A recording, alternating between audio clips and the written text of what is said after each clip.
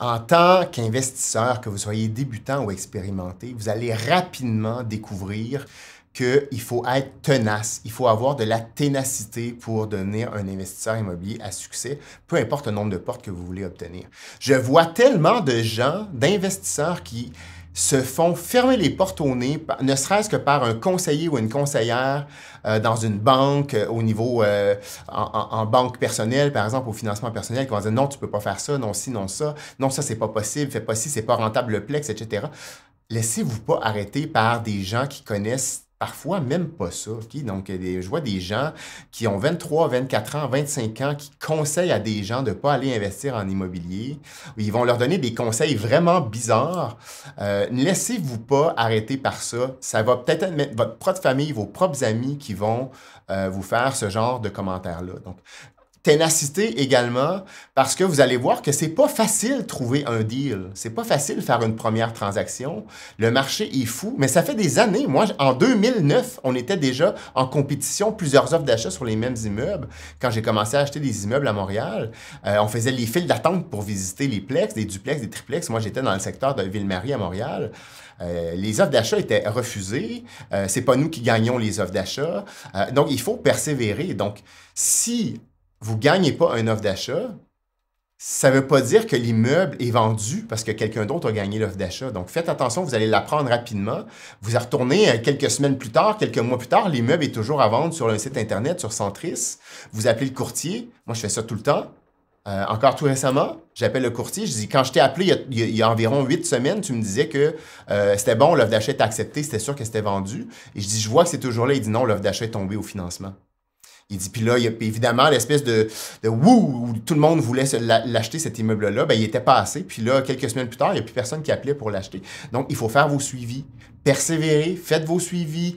Même s'il y a une offre d'achat qui est acceptée, vous le dites au courtier, rappelle-moi, je veux savoir qu'est-ce qui se passe si jamais l'offre d'achat tombe à l'eau, rappelez-moi. S'il ne rappelle pas, rappelez-le. Okay? Donc, laissez-vous pas arrêter par ça. Il y a des propriétés que j'essaie d'acheter, moi, depuis 4 ans. Une propriété, entre autres, là, pardon, une propriété qui est juste à côté de chez moi et elle n'est pas à vendre. Et je tente de convaincre les vendeurs de me la vendre. Et des fois, ils disent on va réfléchir, on veut s'en départir, faites-nous une offre, etc. Et finalement, ils n'acceptaient pas. On a déjà été proche de s'entendre pour quelques milliers de dollars près, ça n'avait pas fonctionné. Et à tous les ans, maintenant, je les recontacte. Dernièrement, je l'ai appelé par téléphone.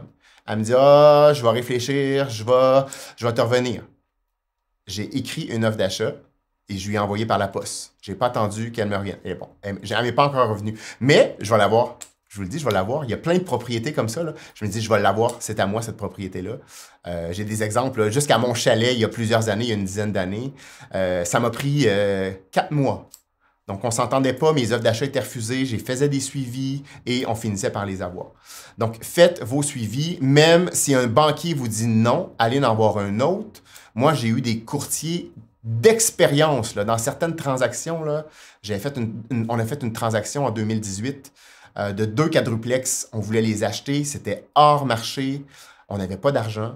Et les vendeurs acceptaient de me faire une balance de prix de vente pour 100% de la mise de fonds. Okay? Donc, c'est quand même assez rare, mais la banque pouvait prêter normalement 80% et les vendeurs nous finançaient 20%.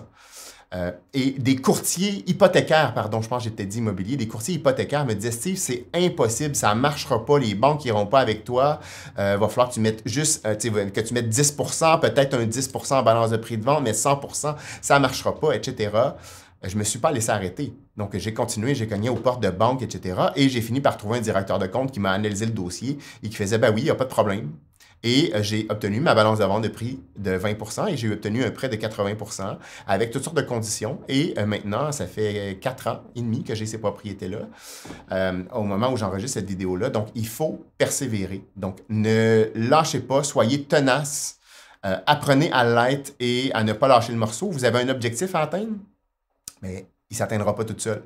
Donc, au pire, là, les gens vont vous dire non.